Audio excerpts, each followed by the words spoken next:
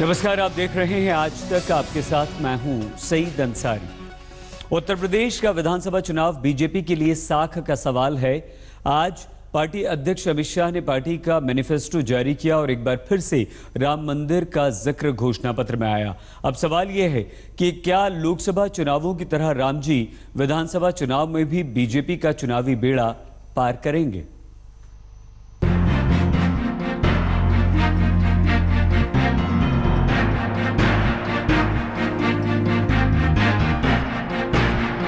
चुनाव की तारीखों की घोषणा हुई तो झटपट मैनिफेस्टो का मौसम भी आ गया। तमाम दलों की ओर से वादों की बारिश शुरू हो गई है। पहले सत्ताधारी समाजवादी पार्टी ने घोषणा पत्र का ऐलान किया तो आज बारी बीजेपी की रही। पार्टी अध्यक्ष अमित शाह ने उत्तर प्रदेश की जनता के सामने लंबी चौड़ी बातें कही। यूपी को उत्तम प्रदेश का वादा किया। उन मुद्दों को भी उठाया जो बार बार चुनाव से ठीक पहले ही उठाए जाते हैं।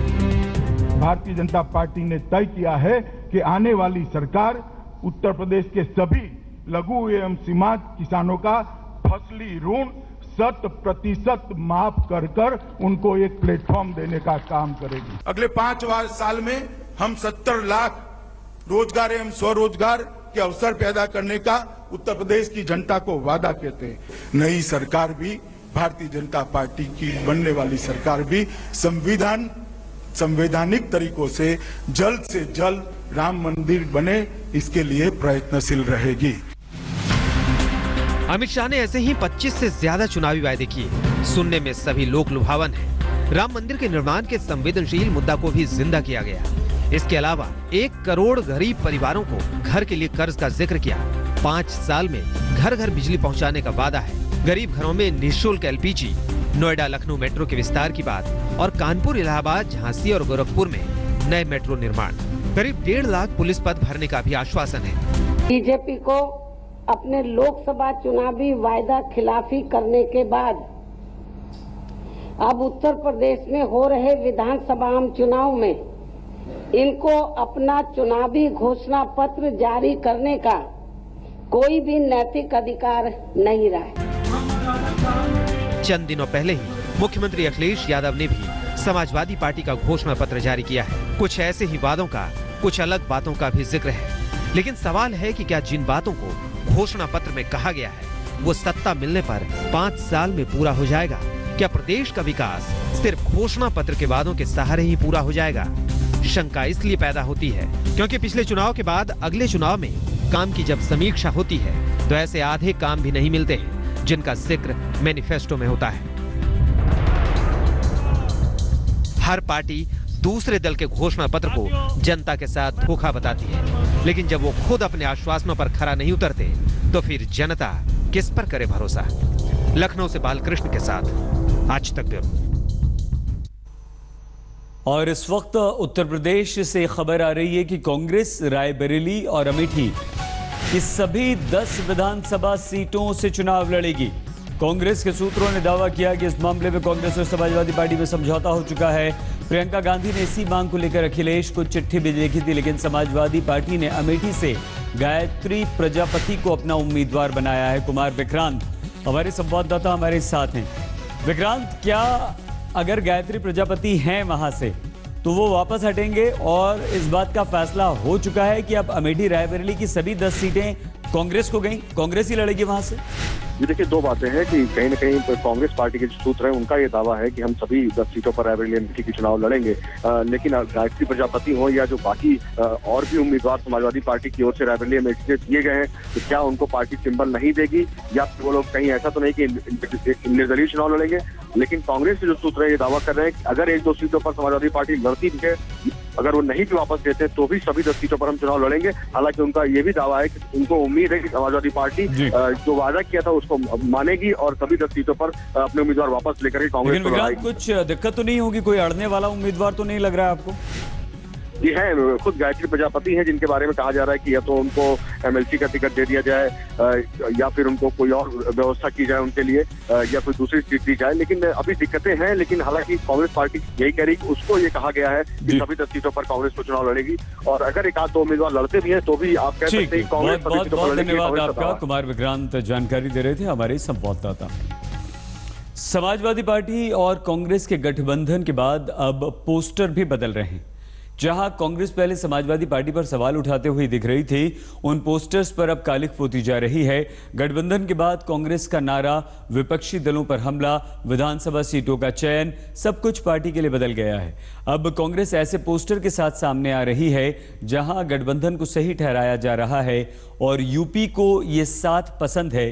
इस नारे के साथ समाजवादी पार्टी भी चुनाव मैदान में, ये दोनों का साझा पोस्टर है। यूपी को ये साथ पसंद है। कांग्रेस और समाजवादी पार्टी इस नारे और इस पोस्टर पर अब दोनों दलों को ज्यादा भरोसा।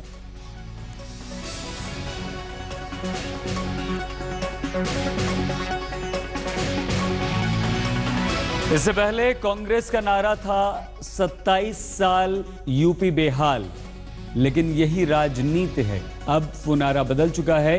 अब वही जो बदहाली और बेहाली की बात कर रहे थे, वही पिछले 5 साल से सत्ता पर काबिज समाजवादी पार्टी और मुख्यमंत्री अखिलेश यादव के साथ हैं और ये कह रहे हैं कि यूपी को ये साथ पसंद है।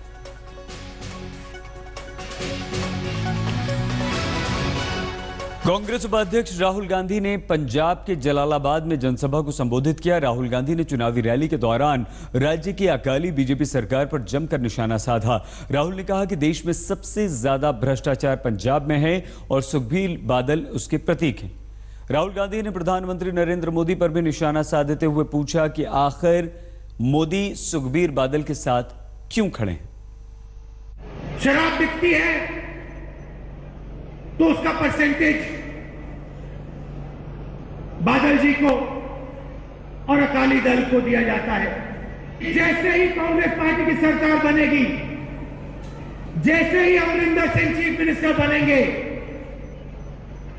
कांग्रेस पार्टी कड़ा से बड़ा कानून लाएगी और जिन्होंने भी पंजाब से खिलवाड़ किया है, जिन्होंने भी पंजाब में ड्रग्स का काम किया है, उन सबको हम अंदर करेंगे और उनकी प्रॉपर्टी हम पंजाब को वापस देंगे। एक तरफ मैं भ्रष्टाचार की लड़ाई लड़ रहा हूं और दूसरी तरफ हिंदुस्तान के सबसे भ्रष्ट व्यक्ति को मैं मदद करने की कोशिश कर रहा हूं। तो मोदी जी, आप साफ बता दीजिए, आप भ्रष्टाचार के खिलाफ खड़े हैं तो फिर आप सुखबीर बादल के साथ क्यों खड़े हैं। उन्होंने कहा था कि दिल्ली को मैं बदल डालूंगा। आपके लोग दिल्ली में रहते हैं, कभी आप जाइए, जब आप जाते हैं ऑटो रिक्शा वालों से पूछिए, झुग्गी झोपड़ियों में जाके पूछिए। सफाई कर्मचारियों ने मुझे कहा कि केजरीवाल जी ने हमें बाहर, कमरे से बाहर फेंका। चित्तौड़गढ़ के महारानी पद्मावती पर फिल्म बना रहे डायरेक्टर संजय लीला भंसाली के सेट पर जमकर मारपीट हुई। करणी सेना के कार्यकर्ताओं ने भंसाली पर भी तमाचे बरसाए और उनके कपड़े फाड़ दिए। इसके बाद संजय लीला भंसाली ने राजस्थान से अपना डेरा डंडा उठा लिया है और वापस पहुंच गए हैं मुंबई।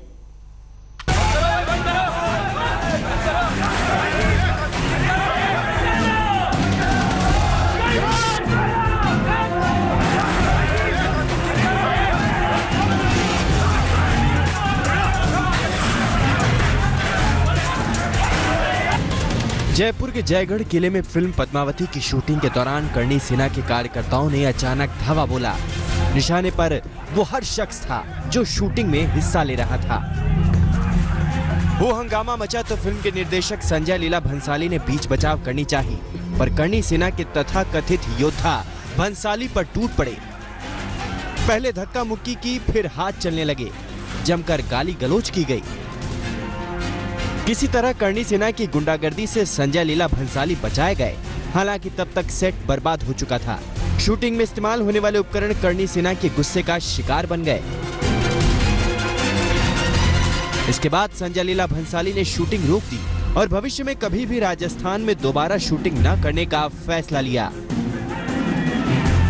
हालांकि अभी तक संजय लीला भंसाली की तरफ से कोई भी औपचारिक शिकायत दर्ज नहीं कराई गई। उधर पुलिस ने खुद ही इस मामले में संज्ञान लिया है। पुलिस को सूचना मिली थी कि जयगढ़ फोर्ट में फिल्म पद्मावती की शूटिंग हो रही है और उसको लेकर के कुछ लोगों के द्वारा यहाँ पे डिस्ट्रप्शन किया गया था। तुरंत पुलिस सीनियर ऑफिसर्स मौके पर पहुँचे और दोनों पक्षों से बातचीत की और इस संबंध में बता दिया गया सभी को कि कानून व्यवस्था को किसी भी स्थिति में बिगड़ने नहीं दिया जाएगा और टफ हैंड से डील किया जाएगा अगर कोई भी सिचुएशन इमर्ज होती है। करणी सेना को अपने किए पर कतई अफसोस नहीं है। वो भंसाली पर फिल्म के जरिए इतिहास से छेड़छाड़ का आरोप लगा रही हैं। करणी सेना को अलाउद्दीन खिलजी और रानी पद्मावती के बीच कथित रूप से फिल्माए जा रहे लव सीन पर आपत्ति है। हम सपने में भी बर्दाश्त नहीं करेंगे कि साहब कोई पद्मिनी को अलाउद्दीन खिलजी के साथ में प्रेम प्रसंग में दर्शाए।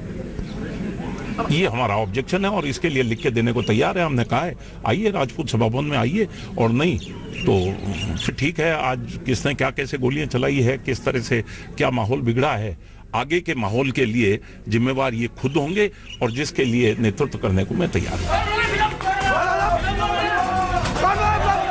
अब सवाल उठता है कि करणी सेना को सरेआम गुंडागर्दी करने का अधिकार कहां से मिला, वो भी तब जब फिल्म अभी बन ही रही है।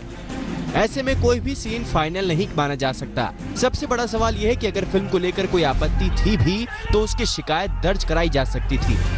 किसी भी सूरत में कानून हाथ में लेकर गुंडागर्दी को जायज नहीं ठहराया जा सकता।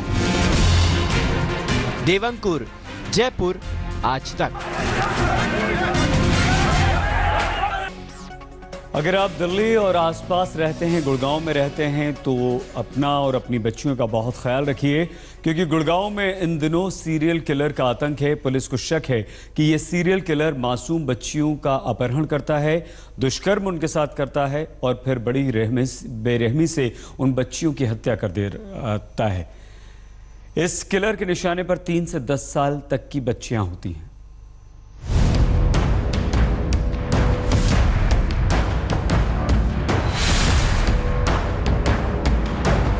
गुड़गांव में सीरियल किलर का आतंक, मासूम बच्चियों को बनाता है शिकार।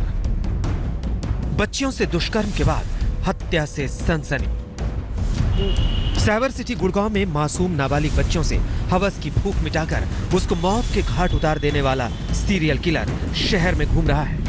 लगातार 4 नाबालिग लड़कियों के अपहरण के बाद उनकी हत्या और दुष्कर्म के मामलों ने शहर में सीरियल किलर की मौजूदगी की आशंका बढ़ गई है। सीरियल किलर 3 से 10 साल की नाबालिग लड़कियों को अपना शिकार बनाता है।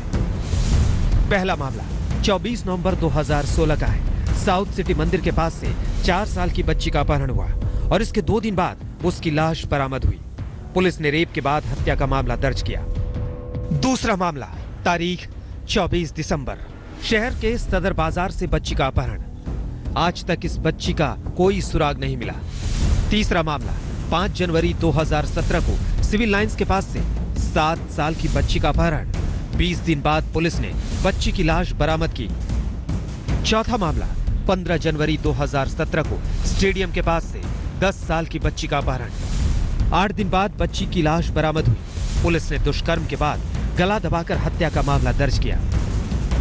ये 2 वारदातें जो सामने आई हैं, इनमें कुछ भिन्नता है और कुछ समानता है, तो इसको हम बिल्कुल खुले दिमाग से इनकी तफ्तीश कर रहे हैं। हमने स्पेशल टीम बनाई है डीसीपी क्राइम के अंतर्गत, और जो पुराने ऑफिसर्स इनसे इन केसेस की तफ्तीश के साथ इनके अन्वेषण का जो सम्मिलित रहे उनको भी जोड़ा गया है। मासूम बच्चियों के साथ वारदात के इन मामलों में सदर बाजार से गायब बच्ची के बारे में कोई जानकारी नहीं मिल सकी है, लेकिन इस वारदात में आरोपी अपहरणकर्ताओं को सीसीटीवी में साफ देखा जा सकता है।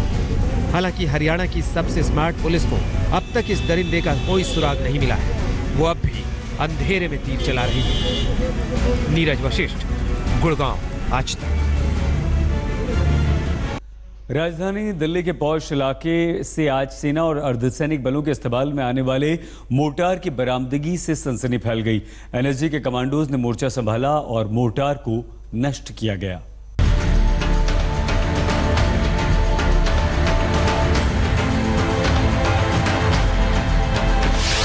दिल्ली में मोर्टार मिलने से हड़कंप।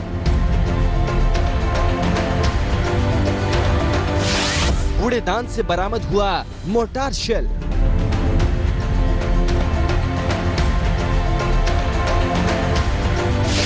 दिल्ली के पौष इलाके में कहां से आया बारूद? अंतर्राष्ट्रीय सीमा पर पाकिस्तान के दागे मोर्टार के गोलों को आपने कई बार देखा होगा, लेकिन राजधानी दिल्ली में खुलेआम लावारिस हालत में मोर्टार का दर्शन पहली बार हुआ। दिल्ली के रईस इलाके यानी बसंत कुंज के मछलीवाला पार्क के पास लावारिस मोर्टार शेल मिलने से हड़कंप मच गया। आसपास के लोगों ने 3 किलो के शेल को देखते ही 100 नंबर पर पुलिस को सूचना दी। चंद मिनटों में ही पूरा इलाका छावनी में तब्दील हो गया। आम लोगों की आवाजाही पर रोक लगा दी गई। बम निरोधक दस्ता और फायर ब्रिगेड के जवानों ने पोजीशन ले ली। इसके बाद एनएसजी के कमांडो ने मोर्चा संभाला। जंग लगा हुआ था, मतलब सिलेंडर जैसा छोटा सा लंबा सा, और बस ऐसे पोटास जैसा था, और लोग देखे बाद में पुलिस वाले आके कट्टे से और डब्बा सा था उसे ढक दिए थे। एनएसजी के कमांडो ने पुराने और जंग खाए इस मोर्टार को बम ब्लैंकेट से ढक दिया। रोबोट के जरिए इसे एक खास मशीन में रखकर सुरक्षित स्थान में ले जाया गया है। ये जो जगह है यहाँ पर जो विस्फोटक है मोर्टार शेल बताया जा रहा है। हालांकि अभी तक हालांकि जांच अभी जारी है, लेकिन विस्फोटक जो था वो यहाँ पर बरामद हुआ था। उसके बाद आसपास के लोगों ने इस बात की सूचना पुलिस को दी। उसके बाद एनएसजी कमांडो यहाँ पर बुलाए गए। टीम इंडिया के हुंकार कल करेंगे पलटवार, बताएंगे बस अब से कुछ ही देर में। बने रहिए हमारे साथ, देखते रहिए आज तक।